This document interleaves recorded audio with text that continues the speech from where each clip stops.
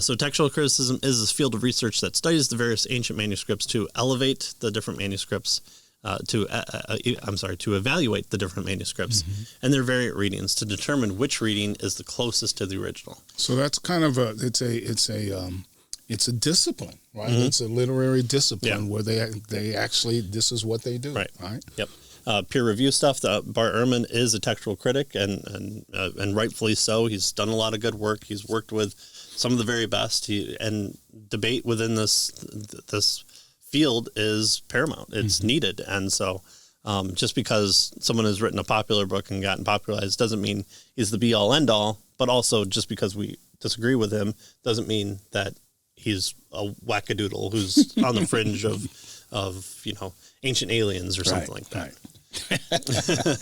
So in doing so, text critics consider both an external and internal evidence, as you would want to do for any work of literature at all. Right. So external evidence refers to the respective readings in the available manuscript. So you're comparing these various readings and that sort of thing, right? Internal evidence has to do with the way a given variant fits in the context of a particular passage, right? So when assessing the external evidence, a scholar is likely to ask questions like, what is the date of a given manuscript? Right. So what's the date of this manuscript? Right. That's external evidence, right? And generally, of course, the older the manuscript, the more likely it reflects the original reading. I mean, that's what we would think. Oh, this is an older one, so maybe this is closer to what the original said. However, how early a manuscript produced is not always the most significant piece of evidence, right? If the manuscript is a copy that came from a reliable scribe who does a good job, then the copy is reliable, even though it's not necessarily the earliest copy, right? So that's kind of external evidence and external criticism, right? So when it comes to the internal evidence, the textual critics generally prefer the more difficult reading on the premise that it is more likely that a scribe would have tried to smooth out a reading rather than introduce a difficulty. So that's kind of interesting, right? So which one? So you have a couple of texts here, right? Or you have a couple of different readings in this, and they say, well, perhaps the more difficult reading is the better reading because scribes would have tried to make it easy, right? Especially for themselves. Think about what you do when you're writing something down.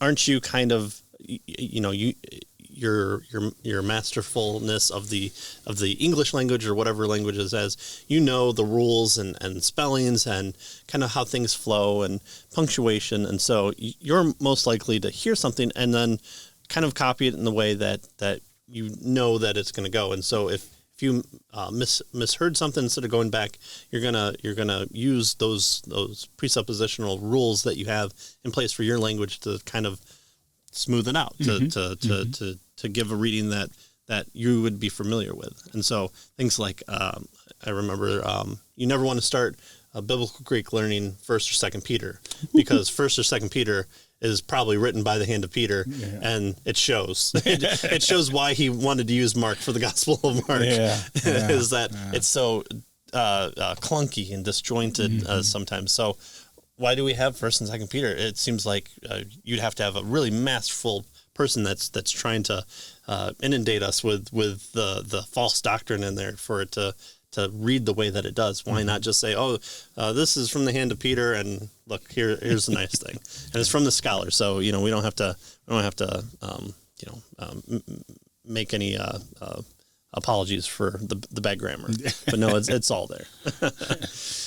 And so when scholars also tend to prefer also the shorter reading, because they believe that as a rule.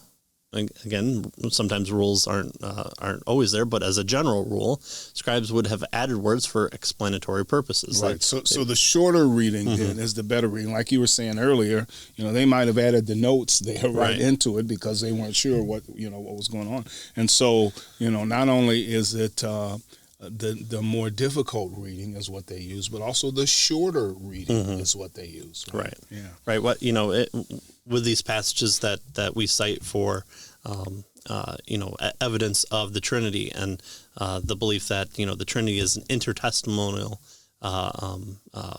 revelation to believers. You know, if you're introducing this weird doctrine of the Trinity right in the middle of, you know, Romans, you know, why doesn't Paul, you know, say, and what I mean by this is that God is one being in three persons, Right, you know. right, yeah. So if you have the scribe who's you know, trying to pull one over on us, then having a longer drawn out explanation of clarifying things would probably be in your best interest, especially if you're trying to get this out to more people to fleece the church as well. So yeah, remember, the idea is to find get as close as we can to the Right. original text. Right. Right. That's what we're trying to do through this process. Right. And also, textual critics take a close look at the style and vocabulary of a given author. Say then the Gospel of John in seeking to determine which of the number of variant readings is most likely what John originally wrote. Right. And so we do this thing with Hebrews. Yeah. Hebrews, we go, whoa, this is very Pauline in terminology used, but the Greek is a higher Greek like Luke would use. And so, you know, what does that mean? Who? And so we have really fun debates on, you know, who wrote Hebrews. Hebrews, well, yeah. Idea maybe is that Paul is giving the sermon in Hebrew to the Hebrews, kind of makes sense. And then someone like Luke or someone along his lines is then hearing that and transcribing it into the Greek version that he is known for.